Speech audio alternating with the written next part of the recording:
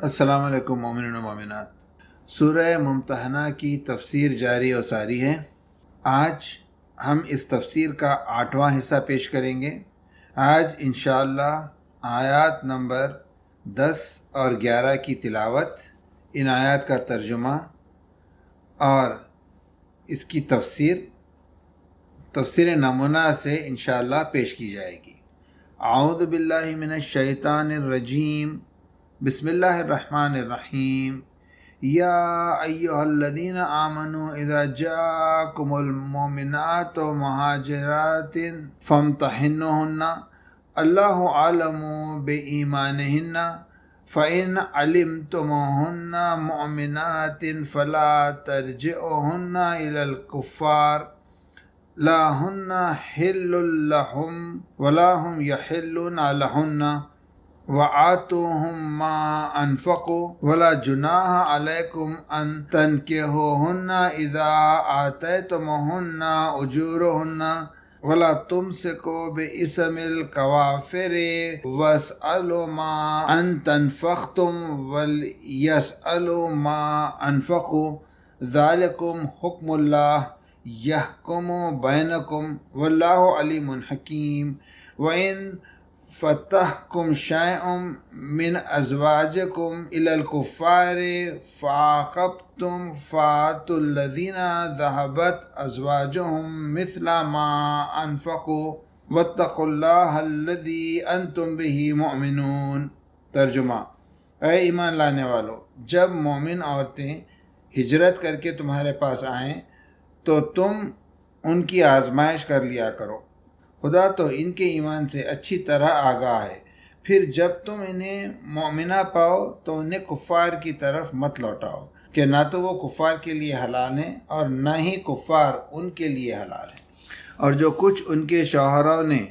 ان سے ازدواج کرنے میں خرچ کیا ہے وہ انہیں دے دو۔ اب تمہارے لیے ان سے نکاح کرنے میں کوئی گناہ نہیں ہے جبکہ تم ان کا مہر انہیں ادا کر دو، اور تم بھی کافرہ بیویوں کو ہرگز اپنی زوجیت میں نہ رکھو، اور اگر تمہاری عورتوں میں سے کوئی کافرہ ہو جائے اور وہ کافروں کے شہر کی طرف بھاگ جائے تو تم حق رکھتے ہو کہ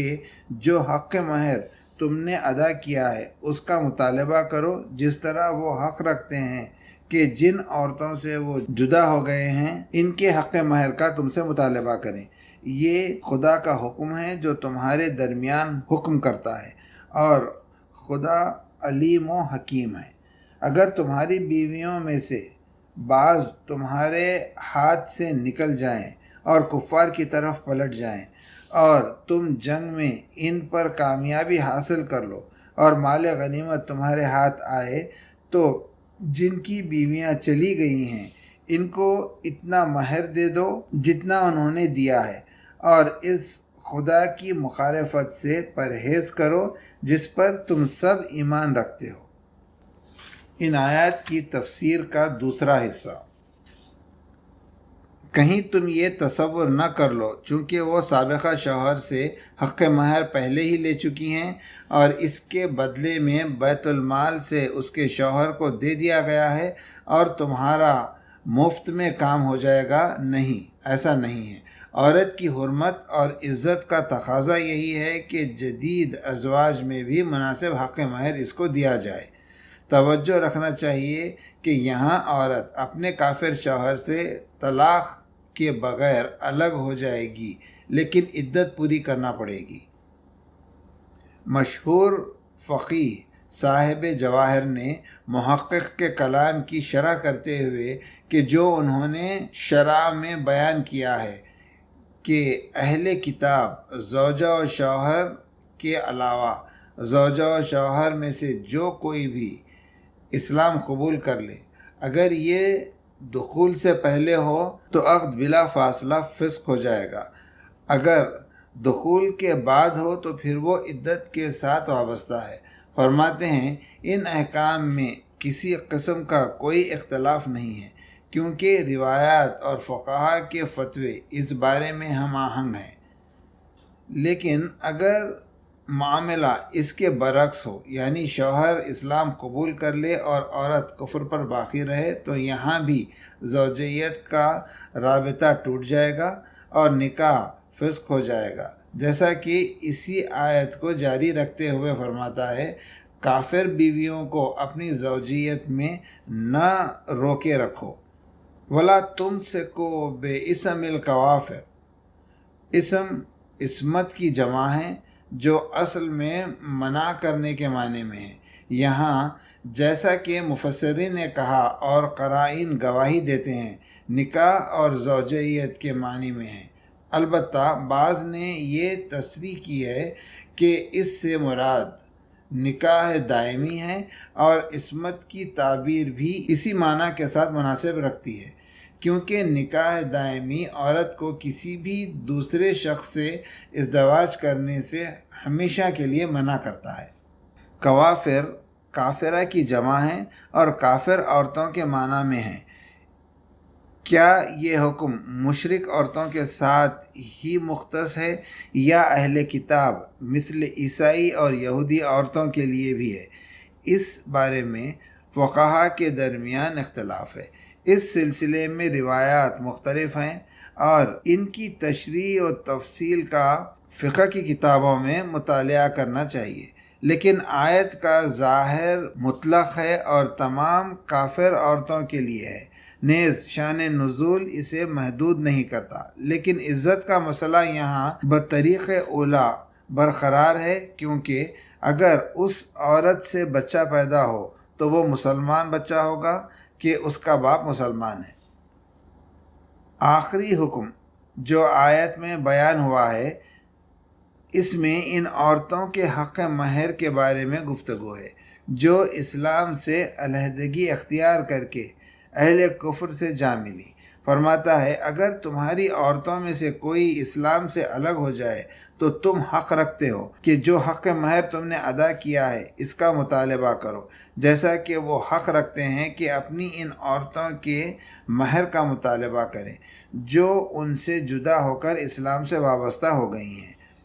وَاسْأَلُوا مَا أَنفَقْتُمْ وَلْيَسْأَلُوا مَا أَنفَقُوا، اور یہ عدالت اور برابر حقوق کا تقاضا ہے۔ جو کچھ بیان ہو چکا،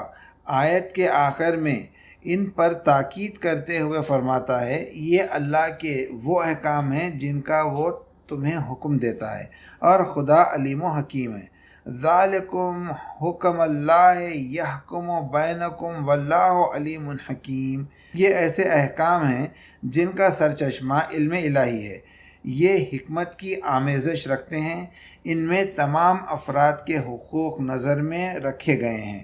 اور یہ اصل اسلامی عدالت و انصاف کے ساتھ کامل طور پر ہم آہنگ ہیں۔ ان احکام کے اجرا کے لیے عظیم ترین ضمانت شمار ہوتا ہے۔ دوسری اور آخری زیر بحث آیت میں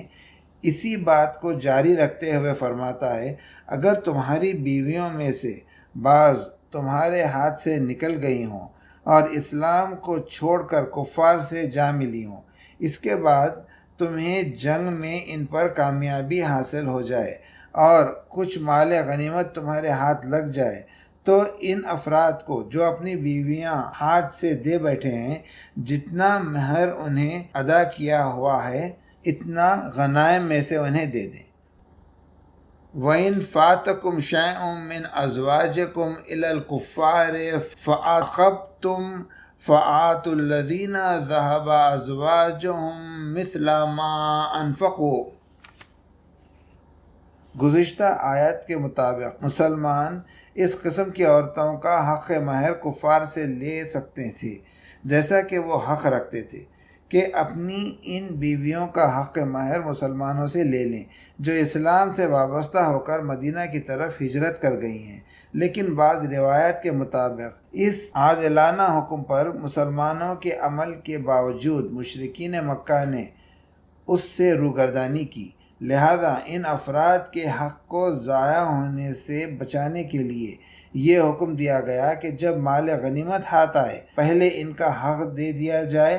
اور اس کے بعد باقی مال غنیمت کو تقسیم کیا جائے۔ یہ احتمال بھی ہے کہ اوپر والا حکم ایسی اقوام کے ساتھ مربوط ہو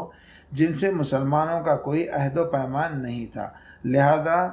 طبعی طور پر وہ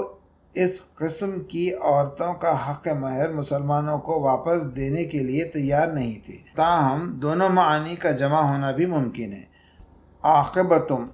معاقبہ کے مادے سے اصل میں عقب پاؤں کی ایڑی کے معنی میں ہے۔ اس مناسبت سے لفظ عقبہ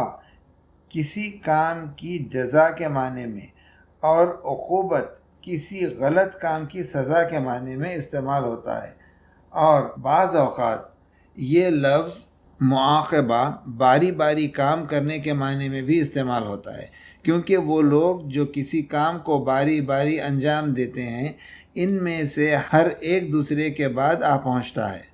اس لیے اوپر والی آیت میں عاقبتم مسلمانوں کے کفار پر غالب ہونے اور انہیں سزا دینے کے معنی میں ہے، جو ضمنی طور پر غنائم لینے سے تفسیر ہوا ہے، اور تناوب باری باری کے معنی میں بھی ہے، کیونکہ ایک دن کفار کی باری ہے تو دوسرے دن مسلمانوں کی باری آ جاتی ہے اور یہ ان پر غالب آ جاتے ہیں۔ یہ احتمال بھی دیا گیا ہے کہ اس جملے سے مراد کام کا انتہا اور آخر کو پہنچنا ہے۔ یہاں کام کی انتہا سے مراد جنگی غنائم حاصل کرنا ہے۔ ان معانی میں سے جو کوئی معنی بھی ہو نتیجہ ایک ہی ہے، صرف اس نتیجے تک پہنچنے کے راستے مختلف بیان کیے گئے ہیں۔ غور کیجیے، آیت کے آخر میں تمام مسلمانوں کو تقوی کی دعوت دیتے ہوئے فرماتا ہے، جس خدا پر تم سب ایمان لائے ہو اس سے ڈرو اور اس کی مخالفت نہ کرو۔ واتقوا اللہ الذی انتم بہ مؤمنون۔ ممکن ہے یہاں تقوی کا حکم اس بنا پر ہو کہ عام طور پر حق مہر کی تشخیص میں بیوی اور شوہر کے قول پر ہی اعتماد کیا جاتا ہے، کیونکہ اس کے ثبوت کا طریقہ ان کے قول کے علاوہ اور کوئی نہیں ہے۔ لہذا اس بات کا امکان ہے کہ شیطانی وسوسے مقدار واقعی سے زیادہ کا دعویٰ کرنے کا سبب بن جائیں، اسی لیے انہیں تقوی کی وصیت اور نصیحت کرتا ہے۔ تواریخ اور روایات میں آیا ہے کہ یہ اسلامی حکم صرف 6 عورتوں کو شامل ہوا جو اپنے مسلمان شوہروں سے جدا ہو کر کفار سے جا ملی، اور پیغمبر اکرم صلی اللہ علیہ وآلہ وسلم نے ان کا حق مہر جنگی غنائم سے ان کے شوہروں کو دیا۔ ایک نکتہ، دشمنوں کے لیے بھی عدالت۔ اوپر والی آیت میں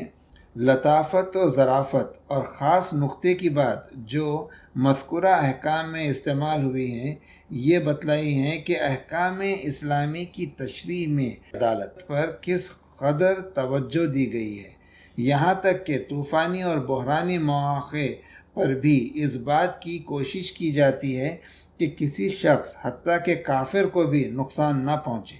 جبکہ دنیا کا معمول یہ ہے کہ بحرانی کیفیت میں سب یہی کہتے ہیں کہ حالات حد سے زیادہ سخت ہیں، لہذا ان کے لیے تیار رہنا چاہیے اور حقدار کو حق دینے کی گنجائش نہیں ہے، لہذا ہر قسم کی بے سر و سامانی کو برداشت کرنا چاہیے۔ لیکن قرآن کہتا ہے کہ سخت ترین حالات میں بھی یہ کوشش کرنی چاہیے کہ کسی کا حق ضائع نہ ہو، اور نہ صرف دوست بلکہ اگر دشمن بھی کوئی حق رکھتا ہو تو اس کی بھی رعایت کرنا چاہیے۔ اس قسم کے اسلامی احکام اعجاز کی ایک قسم اور پیغمبر اکرم صلی اللہ علیہ وآلہ وسلم کی دعوت کی حقانیت کی نشانی ہے کہ جو اس قسم کے ماحول میں بھی جہاں نہ مال کا کوئی احترام تھا اور نہ ہی جان کی کوئی قدر و قیمت تھی، اسلام حقدار کو اس کا حق دینے میں اس حد تک کوشش کرتا ہے۔ صدق اللہ العلی العظیم۔ انشاءاللہ باقی کل۔